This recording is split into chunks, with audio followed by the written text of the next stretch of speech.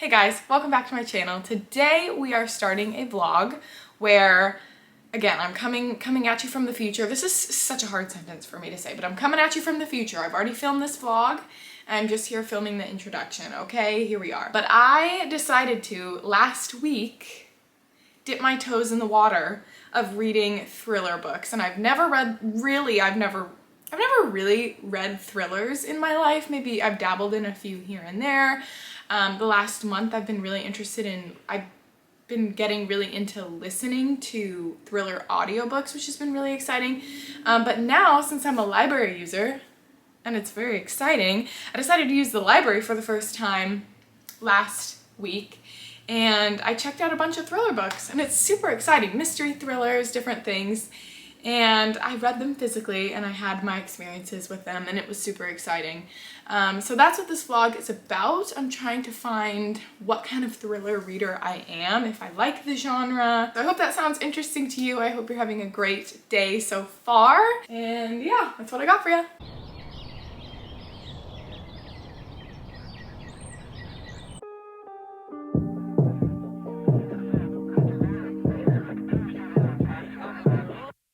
Wake up 2 p.m. I don't know where we are. Looks like a cheap motel with our clothes on the floor. I don't know how we ended up here.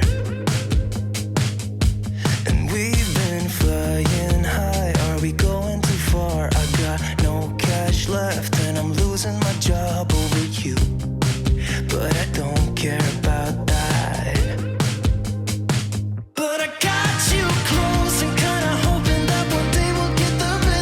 Last night I sat down and started reading Listen for the Lie by Amy Tintera. I literally could not stop reading it. I could not stop reading it. I would have stayed up all night and read it, but my partner had to go to sleep because he started a new job this morning. So yeah, I was also pretty tired too, I'm not gonna lie. I got to page 154. I literally just sat there and plowed through it, and I feel really great about that because I'm just kind of jumping into thrillers. That's what this whole video is about. I'm trying to find my preferences when it comes to reading thrillers. I'm trying to find thrillers that I like, see what kind of tropes I like, writing styles that I might lean towards, because I genuinely have no idea, which is what's so exciting about this whole thing, because I'm dipping my toes in an entire new genre, new world, and there's so much to explore here because I literally have no idea. So I can just kind of explore, which is so exciting. Listen for the Lie. So this book is basically about this woman who, okay, I am so bad with names. It's about this woman named Lucy who grew up in this smallish town, this really nice small town in Texas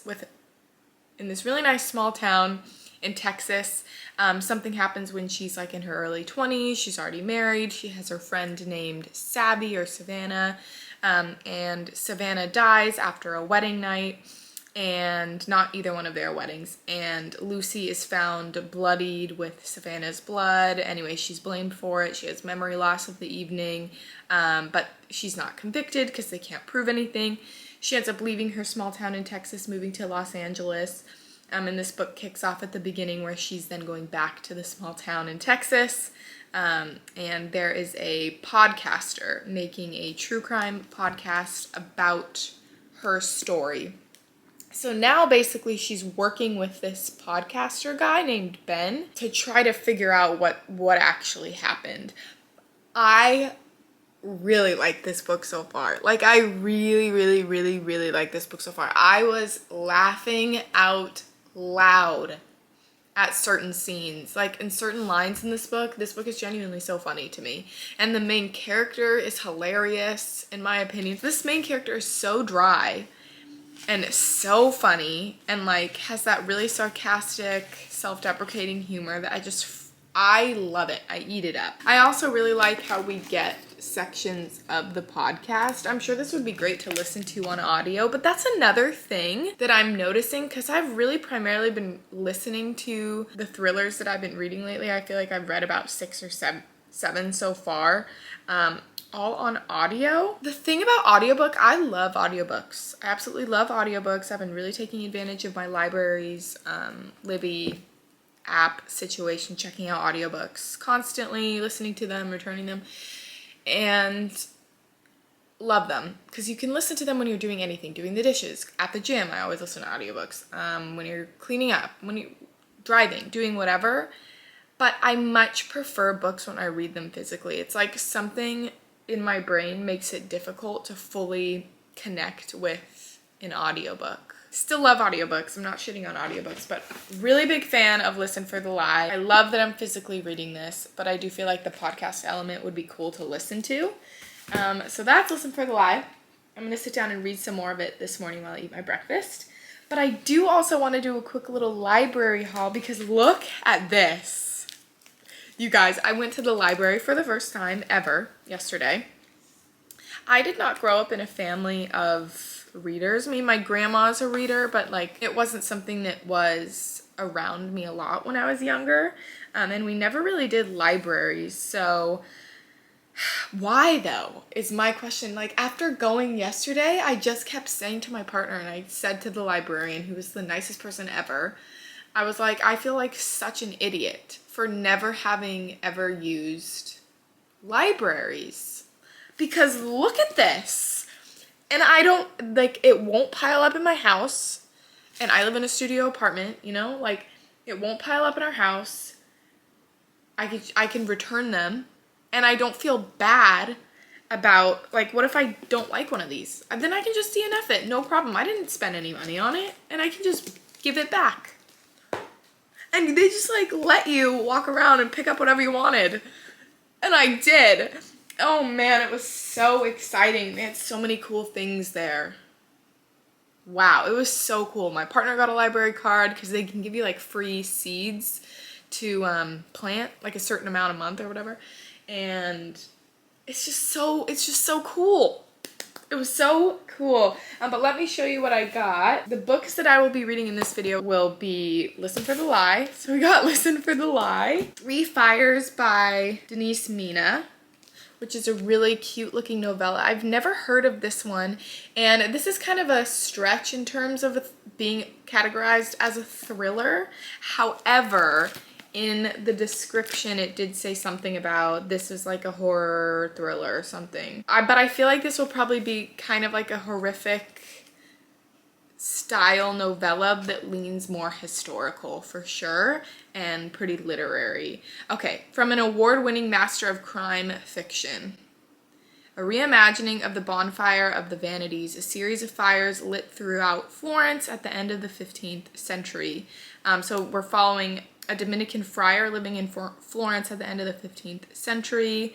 There's hellfire preaching, tirades against all luxuries that tempted his followers towards sin. These sermons lead to the infamous Bonfire of the Vanities, a series of fires lit throughout Florence for the incineration of everything from books, extravagant clothing, playing cards, musical instruments, makeup, and mirrors to paintings, tapestries, and sculptures. Railing against the vice and avarice of the ruling Medici family, he was instrumental in their removal from power, and for a short time became the puritanical leader of the city. That really sounds so interesting to me. So maybe this will be something, my feeling was that this would be something that blended what I typically reach for in books. So leaning more historical and literary, but with like that crimey, thriller-y lean to it or vibe to it. I don't know, we'll see it. Obviously I haven't read it yet, and I love that it was super short. I just really wanted to pick it up. And that's so cool because I could. Even if I have no idea if I'm gonna like it. But there it is. Now I can read it. The library is so cool. Then I got The Last to Vanish by Megan Miranda. So we can try this one out. And I think this is about a girl, Abigail. She fell into a job a few years ago. She's managing an inn. It's a cozy resort nestled in the mountains of North Carolina. There's tourists there. There's the Appalachian Trail. There's notorious history there. There were 6 different visitors who vanished without a trace. Over the past 3 decades, a journalist comes to investigate it, and then he disappears. Yeah. And I guess other people come out and try to solve the cold case and stuff will happen. But I've heard this name and I've seen this name on YouTube a lot recently, Megan Miranda, in my like watching people read thrillers deep dive on YouTube. And we'll see. I hope I like it. The premise sounds really interesting to me. I like the idea of it being in a mountainous area. I think that sounds cool. And then I got this, so The Guest List by Lucy Foley, which is, I think it was like at the very top of like the thriller, the most popular thriller category on Goodreads. So I just felt like his probably a good place to start, so that's why I picked it up. It's about an exclusive wedding on a remote Irish island. That sounds great. The bride, the plus one, the best man, the wedding planner, the bridesmaids, all have a secret, all have a motive, but only one is a murderer. Dun dun dun. Yeah, that sounds super interesting. Remote island in Ireland, wedding gone wrong, people start to die. Sounds interesting. So that's what I got for this video, and then I picked up these three. I was just planning on getting thrillers when I went, but I was there and I saw these, and how could I not? How could I not? I picked up Death Valley by Melissa Broder, which I literally almost bought the same yesterday before I went to the library, and I saw it and I freaked out. I think I gave out a little like shriek. Really excited about that. I loved the Pisces. I think it was listed for the long list, the Woman's Prize long list in like 2017, 2016. I think it was 2017, the year that it came out. And I loved the Pisces. It was so weird. It was about this woman like falling in love with a merman in Venice Beach, California. And it was like weird, and her relationship with her life, her relationship with herself and her life. And this, I don't understand what this is about, but it's supposed to be about a woman's goes to a desert and there's like a cactus. I think it's supposed to do with grief. I have no idea, but I just know that I really want to read it. I also read Milk Fed by Melissa Broder, which I didn't love as much. Again, I listened to it on audio though, but that was about a woman's relationship with food, and I feel like that can be super triggering, and it was kind of triggering to me as like a young woman who in my life has had bad relationships with food and eating, as I feel like unfortunately a lot of people, not just women, but people, probably especially women, nowadays have. So that was difficult for me to read. But anyway, I'm excited about Death Valley. I also picked up The Guest by Emma Cline because my friend in real life read this and loved it. And I saw it and I was like, wow, I'll pick it up and I'll read it. And I think it's about this woman who's going around like couch surfing on the East Coast. And I'm sure it'll have interesting thoughts about the world and her life, I think. And then I picked up The Exhibition of Persephone. I don't know if it's The Exhibition of Persephone Q or if it's just The Exhibition of Persephone. But this is by Jessie Jezusca Stevens. Jessie Jezusca Stevens. And what is this about? Percy is pregnant. She hasn't told a soul. Probably she should tell her husband. Certainly she means to, but one night she wakes up to find that she no longer recognizes him. Now instead of sleeping, Percy is spending her nights taking walks through her neighborhood, all the while fretting over her marriage, her impending motherhood, and the sinister ways the city is transforming. And then I think a package arrives in the mail, an exhibition catalog for a photography show. The photographs currently on view in a New York gallery consist of a series of digitally manipulated images of a woman lying on a bed in a red room. It takes a moment for even Percy to notice that the woman is her, but no one else sees the resemblance. Percy must now come to grips with the fundamental question of identity in the digital age. To what extent do we own our image, own our own image, and to what extent is that image shaped by the gaze of others? That sounds so good. I don't think that I've heard of this before. I've seen the cover, but I haven't heard of it before seeing it at the library. And I read that and I just had to pick it up. So I'll be doing a video with these three because I'm obsessed with the library. But yeah, I'm going to sit here. I'm going to read Listen for the Lie. I'm really excited about it. Yeah, 'cause no one knows if we're just jumping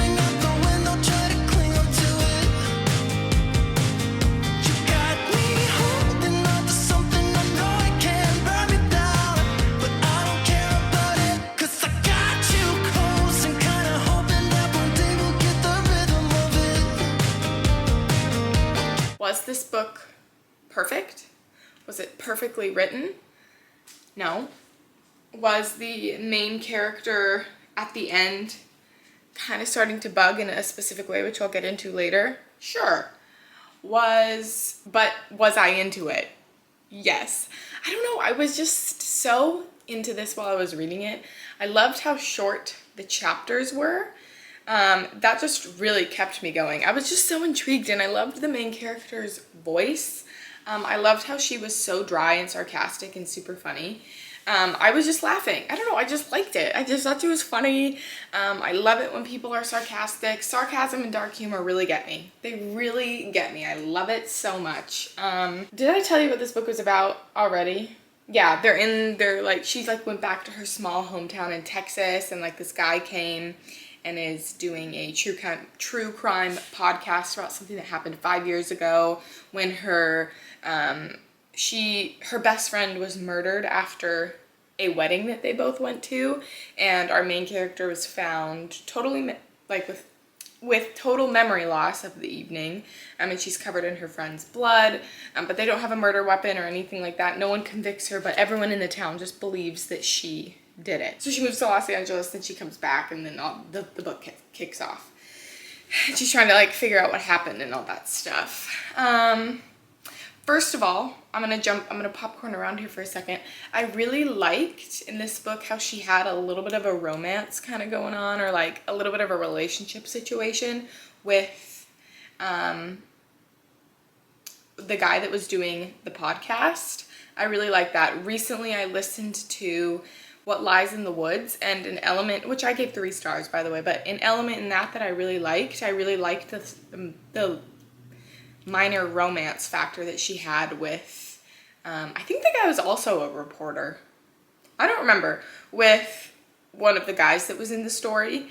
So I like that as an element to it. Something that I didn't like about this book, because there were definitely things that like, it wasn't flawless. I was just so like into it, and I was so entertained, and I think that really deserves a 5-star if you want my opinion. Like, I'm unable to put the book down whether or not I think the book is perfect. I really don't care. That's a 5-star to me, you know? Something that I didn't like on that note is that I feel like all the guys in this book were just like into our main character, which like whatever. I think there were like 3 main men like around her age, of like the eligible age, that you heard from, and they were all like trying to get at her, you know what I mean, in a romantic sense. And that's just like, I don't know, that was just an element to it, you know what I mean, that I thought was interesting, but not my favorite. I don't know. But like on the same note, like talking about men, this book was really about abuse and how men can look super nice, or men can look one way, or people really can look one way, but they're not necessarily that way.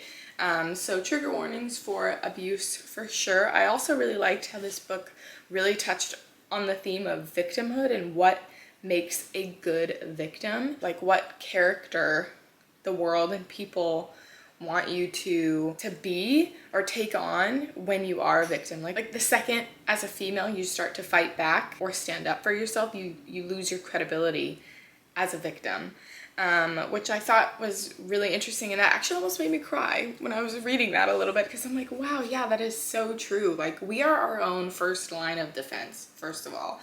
If someone is bothering me, or I'm in like a scary situation, we should fight back. You know what I mean? We should fight back. We should have our strength. We should put our hands up if someone's coming at us. You know what I mean? Especially in these scary types of situations, or say you're in like an abusive situation. I like hope that we would defend ourselves. You know what I mean? Basically, our main character is like being accused of murder this whole time. And so everyone around, and this person doing the podcast is interviewing all the people in her life, and you're getting their opinions on her and like every little thing that she does. And so some of them are like, yeah, she punched a guy, so like she's probably totally capable of murder. And she's like, well, I punched a guy because he was taking pictures up a girl's skirt, like up a girl's skirt, like without consent. So obviously. And I'm like, yeah, obviously. Not that people, like, I really do not condone violence, but I'm just saying, in this context. Yeah, that's all I had to say about it. I just liked it. I feel like I had more that I wanted to say while I was reading it, but I just was reading it, so I didn't update you. But anyways, really into it. Really into it. So I made it to page 65 this morning.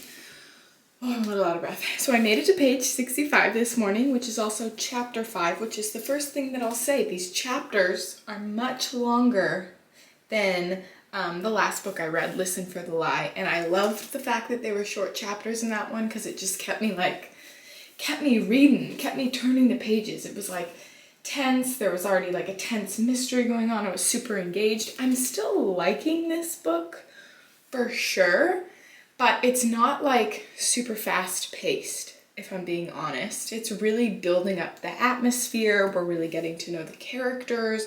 We're really getting to know this small town that we're in.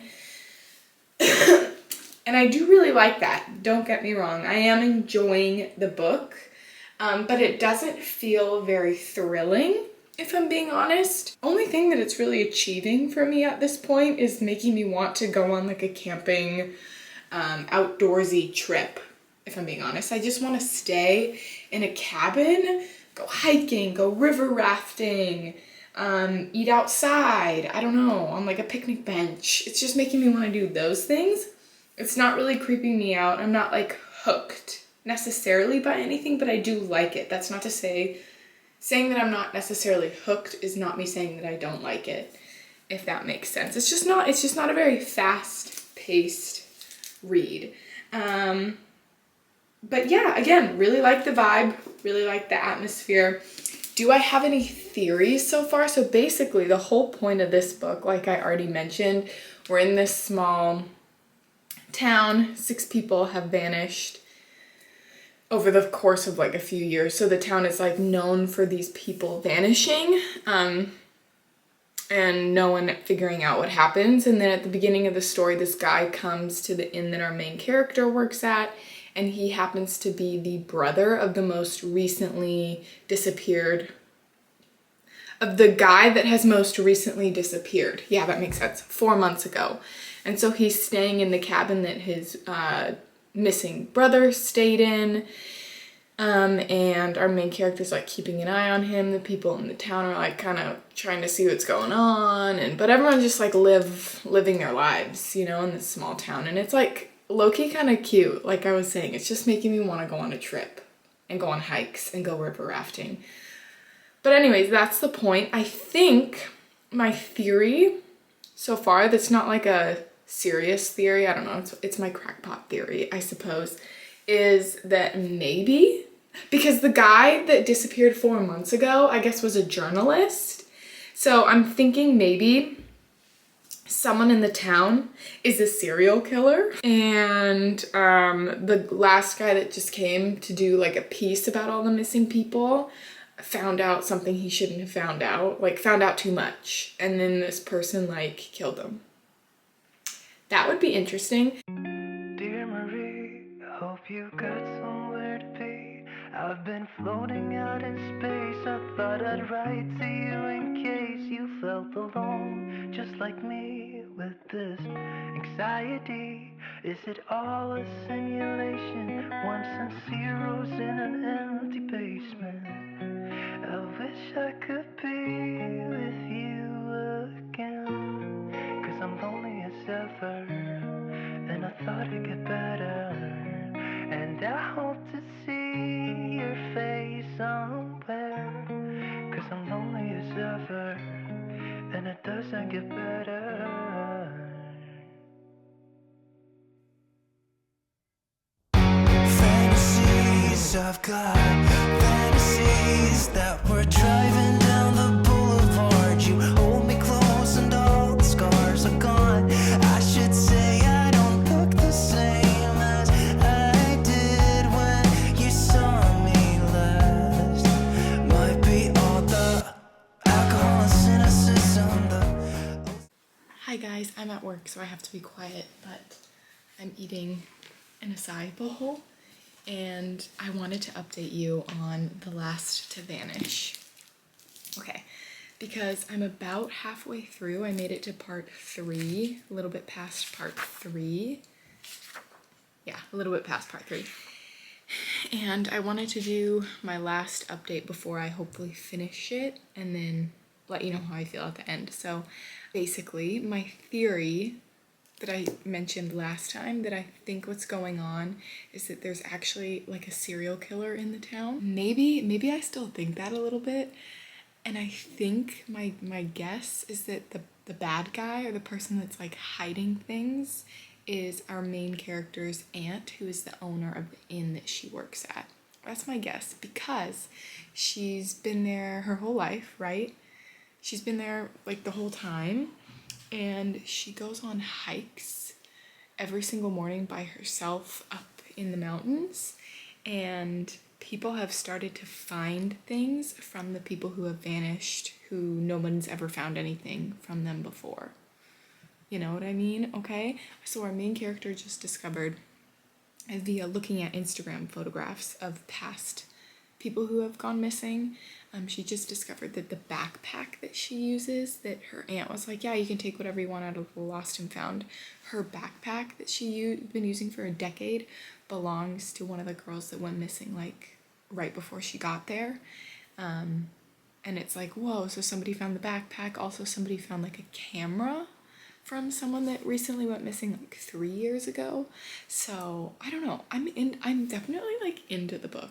I'm definitely into it. It's much slower than the last book that I read. It's definitely a much slower read. But the atmosphere is totally there. The atmosphere is totally there. I really want to go to this small town and go hiking and kayaking and river rafting. I want to do all those things, to be completely honest, but it's like a really slow-paced, slow burn mystery, and I'm excited to see where it goes from here. If I had a boat, I would sail out, take every brother and sister of mine. We'd roll in the sunshine and sleep when it's dark, hoping to find somewhere we can call home. But it's black, yeah, it's black. Oh, the water's black, 'cause it's black, it's all black, black water. If I had some time, I'd be biting it well, but my house is on fire, there's no one left to tell. Just take what is given, the doors have been sealed. Just breathe in the poison and hope God is real. So I'm up on my roof, and it's going to be loud because you're going to be able to hear cars, reading the next book. So 3 Fires by Denise Mina. She is apparently a Scottish, like an award-winning Scottish crime fiction writer, and one of her books apparently was one of the Reese Witherspoon's book club picks, called Conviction, which I've never heard of before. And I have heard of this author before for another one of her books called Rizzio, which has like a yellow cover, and it's another historical crime novella, which is what this is. So this is a historical crime novella. And I'm really interested in picking up more of her books. But before I get back into this, I realized I never updated you on me finishing The Last to Vanish by Megan Miranda. And I ended up giving this 3 stars. So I am not going to spoil you, so I'm not going to tell you whether my predictions were correct.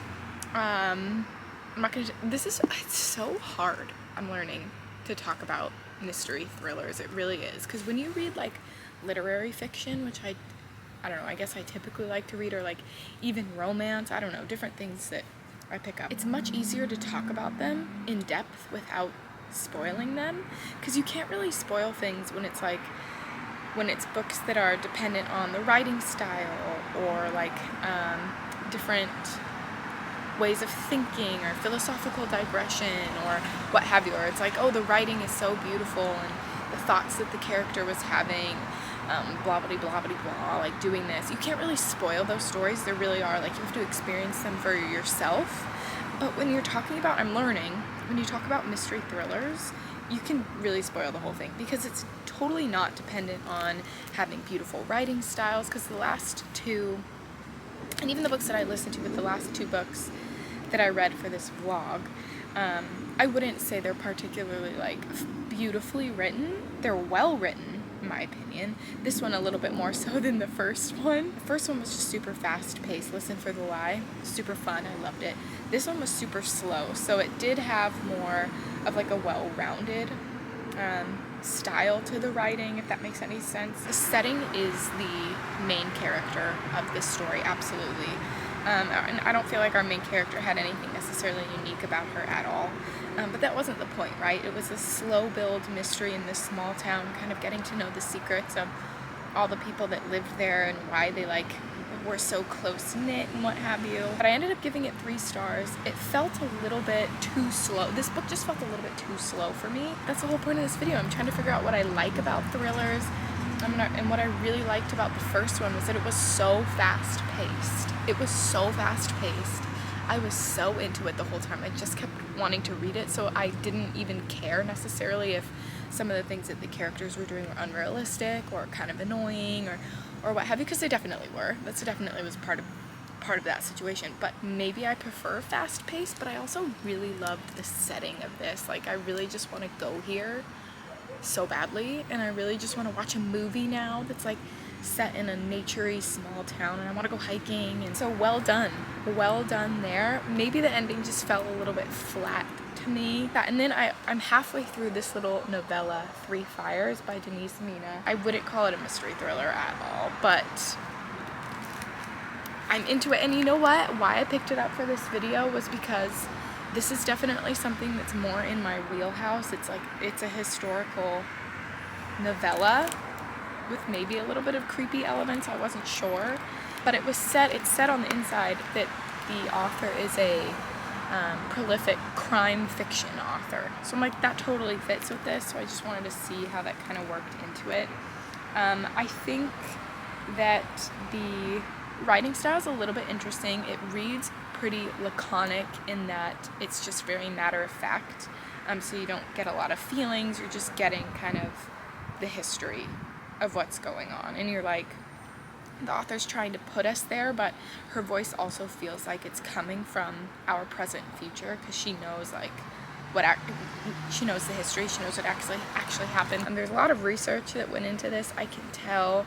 There's not so much crime going on, other than the crime is like our main character is obsessed with the corruption of the church. So that's super interesting, and he's going out like preaching against the church and against banks, and against the way that everyone's kind of living at the time. And I'm assuming he will be, like, something will happen. I don't fully know this particular history, like, of this person, but I find anything that has to do with religion to be fascinating. So I'm really into it. I'm about to scoop myself some ice cream and eat it with one of those brownies that I made yesterday. Because that just sounds delightful, doesn't it? Also, look at my t-shirt. Isn't this so cute? My mom got this for me. This is my pajama shirt. And then look. This is Watson. And this is me. See? They have our names. Isn't that cute? But I also finished 3 Fires by Denise Mina. I ended up giving this 4 stars. I feel like it brought me back to a time in history that I'm really interested in. Set in Florence, around the time of the Medicis and Pope Borgia. And this is marketed, I guess, as like a historical crime fiction. Which, like, I suppose, it has a pretty heavy, creepy, terrifying, not creepy, has a heavy, terrifying tone to it.